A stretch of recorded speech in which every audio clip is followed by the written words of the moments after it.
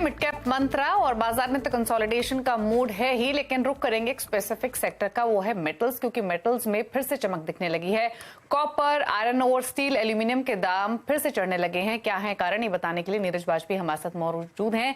नीरज जी बताइए, मेटल्स को इनफैक्ट अगर हम प्राइस एक्शन भी देखें तो पिछले 3 मंथ्स में या फिर पिछले कुछ मंथ्स में कंसिस्टेंटली इंडेक्स भी ऊपर की तरफ ही गया है और इंटरनेशनल मार्केट्स में तो प्राइसेस बढ़ ही रहे हैं। क्या कारण है और अब यहां से आगे का आउटलुक क्या मिल रहा है? देखिए, मेटल्स में फेरस और नॉन फेरस दोनों में एक बॉटम बना था जब चाइना में प्रॉपर्टी मार्केट में बहुत बड़ा एक डंप आया था। उसके बाद से चीनी गवर्नमेंट ने कुछ कोशिश की, कुछ जगहों पे रेट कट कराए, बैंकों से कहा कि इजी लोन प्रोवाइड करिए, कस्टमर को रियायतें दी।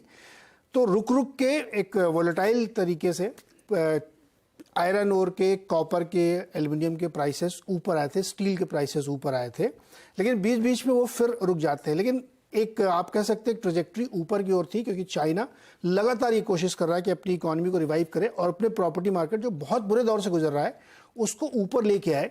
तो इसलिए आप देख रहे होंगे कि मेटल्स में एक तेजी का माहौल बना हुआ है। साथ ही साथ जो यूरोपियन मार्केट था वहाँ पे भी थोड़ी डिमांड बढ़ी है, उसकी वजह से भी प्राइस स्टेबल हुए हैं। लेकिन अब इसमें एक डैम्पनर के तौर पे आप देख सकते हैं कि जैसे डॉलर स्ट्रांग होगा तो मेटल के प्राइसेस उतने स्ट्रांग रह नहीं सकते, क्योंकि ये दोनों इन्वर्स चलते हैं। अगर डॉलर मजबूत है तो मेटल गिरेगा, मेटल मजबूत है तो डॉलर नहीं चलेगा। अब चूंकि डॉलर बहुत स्ट्रांग होता जा रहा है, डॉलर इंडेक्स देखिए आप 105 पे पहुंच रहा है, तो एक मुश्किल ये आ सकती है मेटल के सामने। दूसरी मुश्किल ये हो सकती है कि चीन में कोशिशों के बावजूद वहाँ का प्रॉपर्टी मार्केट अपने पैरों पर खड़े होने में अभी बहुत वक्त लेगा, क्योंकि बहुत बड़ा मार्केट है और वो उसकी 2 टॉप कंपनीज डिफॉल्ट की सिचुएशन में है।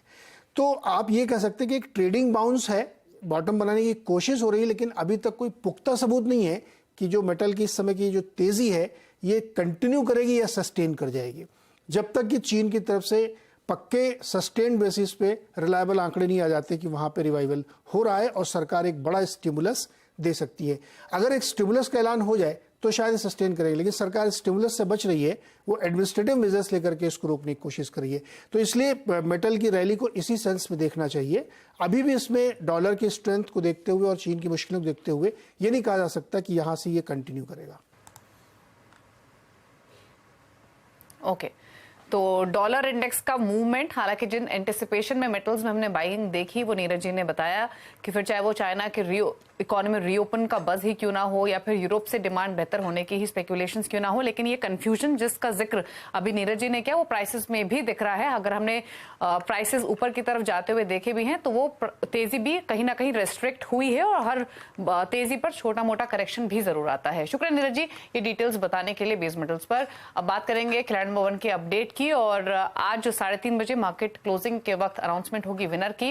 हालांकि ये वीक काफी टफ रहा हमारे पार्टिसिपेंट्स के लिए मार्केट की उथल पुथल की वजह से, लेकिन फिलहाल के जो अपडेट्स हैं, फिलहाल की जो रिटर्न की स्थिति है वो आपके सामने लेकर आते हैं। पहले दिखाते हैं स्टॉक अपडेट। स्वाति होटकर ने सनटेक रियलिटी को पिक किया था, खरीदारी के लिए 460 के टारगेट्स थे, यहां से एग्जिट किया है स्वाति ने 420 के लेवल्स पर।